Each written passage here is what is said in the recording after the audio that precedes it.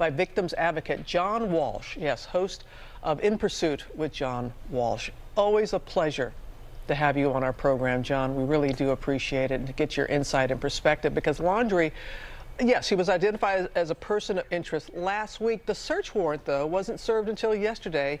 Now he's disappeared. So what are your thoughts on all that, John?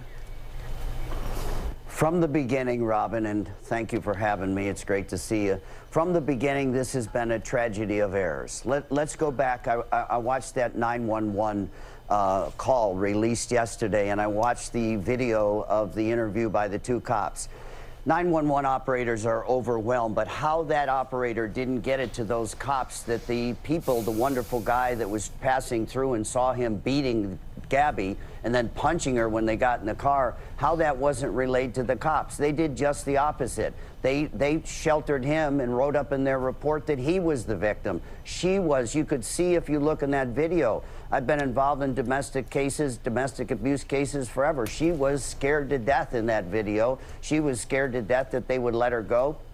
And he probably killed her right after that. That was mistake number one. Mistake number two, this dirtbag shows up at his parents' home after 4 years on the road with his fiance's van, but she's not in it. They lived in the house, the Dirty Laundrie's house. That's what I'm calling the family, the Dirty Laundries. And he's there for 10 days, and he never mentions where Gabby is and never tells her parents who know that they're engaged and going to get married.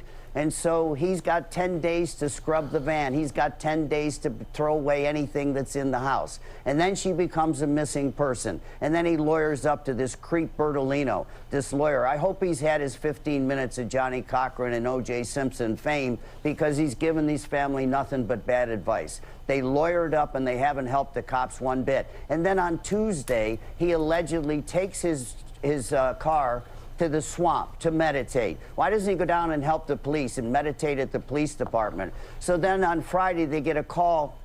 Oh, by the way, our son, we thought he was going to hurt himself. He went to the preserve to meditate. We went down to find the car. How the hell did they know where the car was in that 50,000 acre swamp?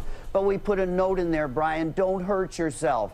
Come back and we'll help you. So we went and retrieved the car, and then they call on Friday. You know what? They bought him 4 days to run. He's on the run, but I'm going to profile him on my show on Wednesday night, because I know cops don't like to call, people don't like to call cops. They don't like to call the hotline for the FBI. This guy's going to be on Wednesday night, and I'm praying that America gets together and keeps an eye out for him and we catch this coward.